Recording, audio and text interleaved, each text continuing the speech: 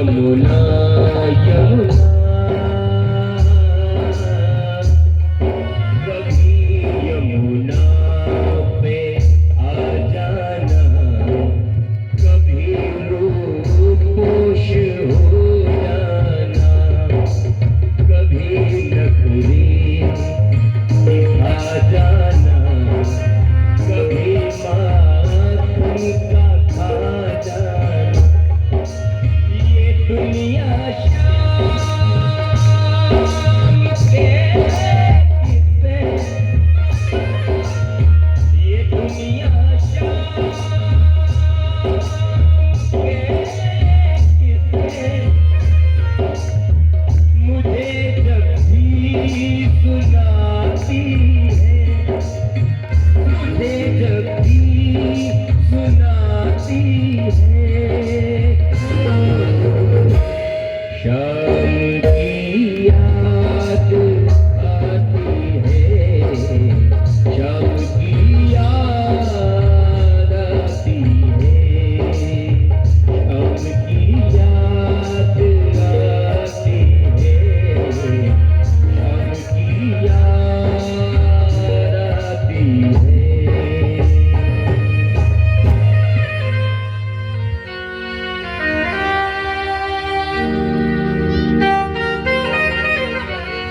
अस्ति प्राप्तिश्च कंसस्य महिष्यौ भरतर्षभा, मृते भर्तर्दुःखार्तं दुःखार्ते ईयते स्म पितुर्ग्रहान्।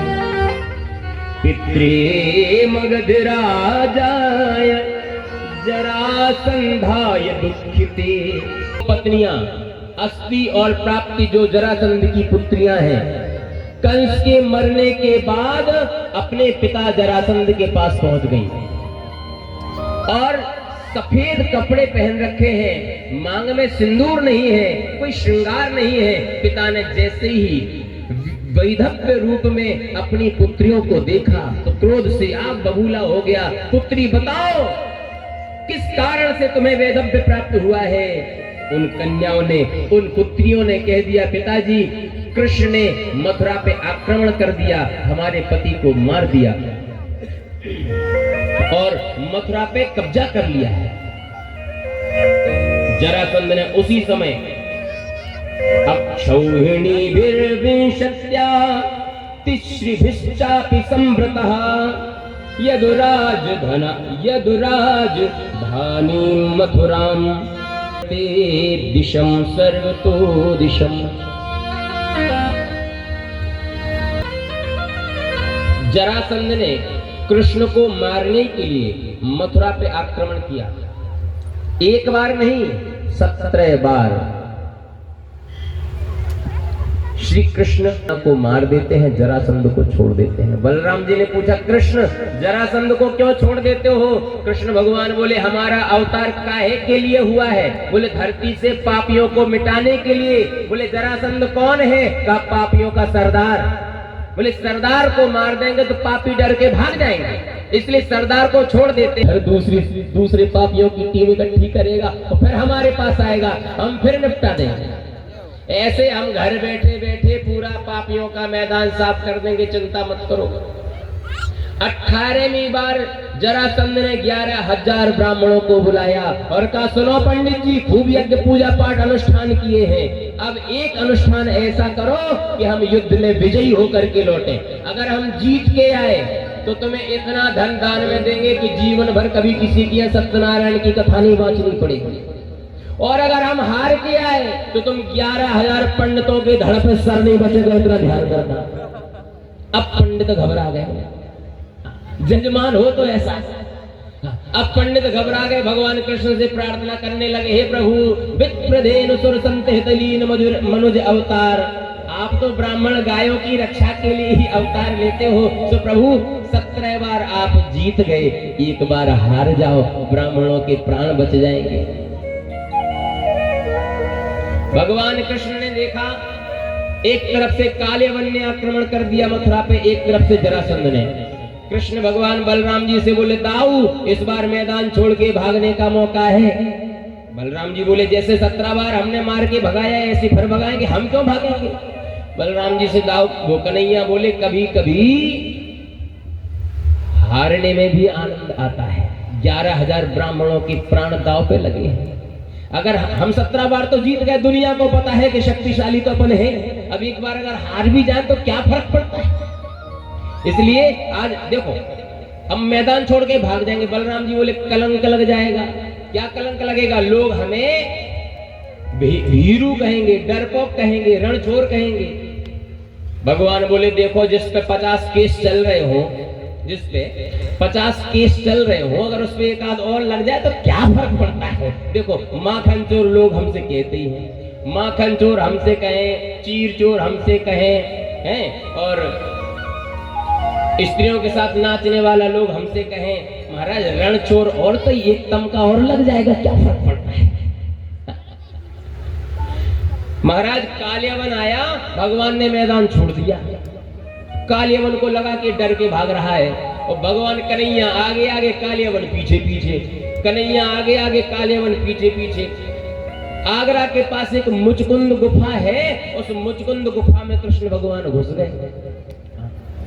अब कृष्ण भगवान की सैटेलाइट में पूरा पिछला रिकॉर्ड है, उनको पता है कि कहां जाना है, कौन से शत्रु को कैसे मारना है। कालियावन वरदानी था, कभी किसी से मरेगा ही नहीं।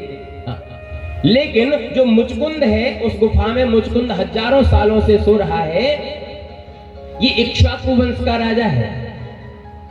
ये इतने शक्तिशाली थे मुचकुंद कि इंद्र ने इनको स्वर्ग में सशरीर बुलाया और कहा कि राक्षसों ने आक्रमण कर दिया है स्वर्ग पे, आप आकर के हमारी रक्षा करो। तो मुचकुंद ने देवताओं की तरफ से युद्ध किया, दैत्यों को मार भगाया, विजयश्री प्राप्त हुई। इंद्र ने कहा क्या चाहिए आपको, दक्षिणा में भेंट में क्या चाहिए। मुचकुंद ने कहा कि मैं अब सोना चाहता हूं, थक गया हूं।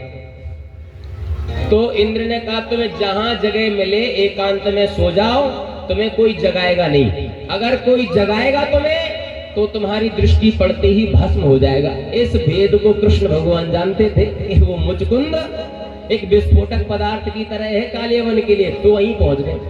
सोते हुए मुचकुंद पे अपना पीतांबर उड़ा दिया, भगवान ने खुद दुख गए पीछे जाके। अब वो कालियावन आया, उसने देखा देखो कैसे नाटक कर रहा है, पीतांबर ओढ़ के सोने का नाटक कर रहा है कि मैं सोते हुए को मारूंगा नहीं, लेकिन मुझे तो पता है कि सो ही नहीं रहा है। अभी दौड़ दौड़ के आया, इतनी जल्दी कैसे सो जाएगा। लात मारी मुचकुंद में, कालियावन ने जैसे ही लात मारी मुचकुंद की नींद खुल गई।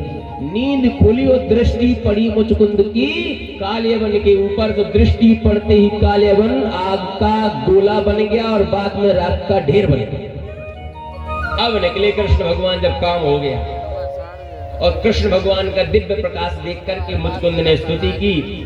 भगवान ने अभय भक्ति का आशीर्वाद प्रदान किया और मुचकुंद तपस्या करने के लिए निकल गए। जैसे कृष्ण भगवान और बलराम जी लौट के आते हैं मथुरा में, देखते हैं जरासंध ने पूरी मथुरा घेर ली। भगवान ने तुरंत देवशिल्पी विश्वकर्मा से कहा सुनो, समुद्र में बढ़िया टापू है, खाली पड़ा है, वहां पर एक बढ़िया नगरी का निर्माण करो, दिव्य नगरी का निर्माण करो, जहां हमारी इच्छा के बिना कोई घुस भी ना पाए। देवशिल्पी विश्वकर्मा ने समुद्र के टापू पे बढ़िया सुंदर द्वारकापुरी का निर्माण किया और भगवान कृष्ण ने जितने मथुरावासी थे उन सभी को योग निद्रा में सुला दिया और भेज दिया द्वारका। जितने मथुरावासी थे वे सब द्वारकावासी हो गए और किसी को ये भी पता नहीं चला कि हम मथुरा से आए हैं। बिना रथ के, बिना वाहन के, बिना हेलीकॉप्टर के, बिना गाड़ी के सीधे पहुंच गए डायरेक्ट। एडवांस टेक्नोलॉजी थी श्री कृष्ण के पास। जरासंध ने भगवान कृष्ण का और बलराम का पीछा किया। कृष्ण भगवान बोले दाऊ, माखन चोरी के समय तो हम खूब दौड़े, अब रण चोरी के समय भी दौड़ के दिखाओ एक बार कि दुष्ट पकड़ ना पाए, भागो यहां से। महाराज कृष्ण बलराम ने प्रवर्सन पर्वत पे चढ़ गए और उस पर से छलांग लगाई, सीधे द्वारका में जाकर के छलांग लगा करके पहुंचे। जरासंध ने उस पर्वत में लगा दी आग और जरासंध को लगा कि कृष्ण बलराम जल के मर गए। उनको यही लगा जरासंध को कि कृष्ण बलराम तो इस आग में जल करके मर गए। लेकिन जैसे ही द्वारका में पहुंचते हैं तो दरवाजा नहीं मिल रहा है कृष्ण भगवान को। विश्वकर्मा को बुलाया, कारीगर को, इंजीनियर को बुलाया, भाई इसका गेट कहाँ है?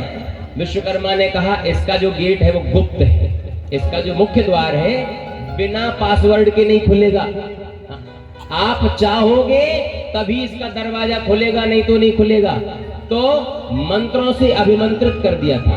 विश्वकर्मा ने बताया कि जब आप इस गुप्त मंत्र का उच्चारण करोगे, आपके मन से कनेक्ट है ये, आप सोच लोगे कि ये दरवाजा खुलना है तो खुलेगा, आप सोच लोगे कि ये दरवाजा नहीं खुलना है तो नहीं खुलेगा। इसीलिए कहते हैं जो भगवान चाहते हैं वही होता है। महाराज कृष्ण बलराम द्वारकाधीश होकर के रहने लग गए। सतयुग के राजा हैं रेवत, उनकी बेटी के लिए वो घर, ब्रह्मा जी से कहा मेरी बेटी के योग्य वर बताओ। ब्रह्मा जी बोले जब तक तुम ब्रह्मलोक में आए तब तक सतयुग निकल गया, त्रेता निकल गया, द्वापर भी निकलने वाला, जल्दी जाओ शेषावतार बलराम जी के साथ कर दो विवाह। तुरंत जाकर के बलराम जी के साथ विवाह किया। एक समस्या खड़ी हुई, बलराम जी हैं द्वापर युग के और रेवती है सतयुग की। तो सतयुग के मनुष्यों की लंबाई होती थी ज्यादा और द्वापर युग के मनुष्यों की लंबाई होती थी कम। अब रेवती 1.5 गुना ज्यादा लंबी है बलराम जी से। तो कृष्ण भगवान कह रहे हैं वादाओ भैया, भाभी तो खूब छोटी है। बलराम जी तो शेषावतार है, ये सहन थोड़ी करेंगे हंसी मजाक, वो भी छोटे भाई का। आ गया गुस्सा, उठाया अपना हल मूसल, रेवती के सिर पर रखा हल और मूसल से ठोकरे मारना शुरू कर दिया। वो तो दिव्य अस्त्र थे, ऐसे हल मूसल थोड़ी है। महाराज उनकी काल की गति को घटा दिया, सतयुग को द्वापर युग में परिवर्तित कर दिया। उनकी रेवती की उम्र को बलराम जी के लेवल पे आ गई रेवती। बलराम जी बोले अब, कन्हैया बोले अब ठीक है। अब भैया बलराम जी का विवाह हो गया, अब कृष्ण भगवान का विवाह होना चाहिए कि नहीं? जितने लोग चाहते हैं कि कृष्ण का विवाह जल्दी से जल्दी हो, वे दोनों हाथ खड़े करेंगे। भाई हम तो चाहते हैं कि हो जाए। जो लोग चाहते हैं कृष्ण का विवाह हो, अगर एक भी व्यक्ति ने हाथ खड़े नहीं किए तो कृष्ण का विवाह कैंसिल।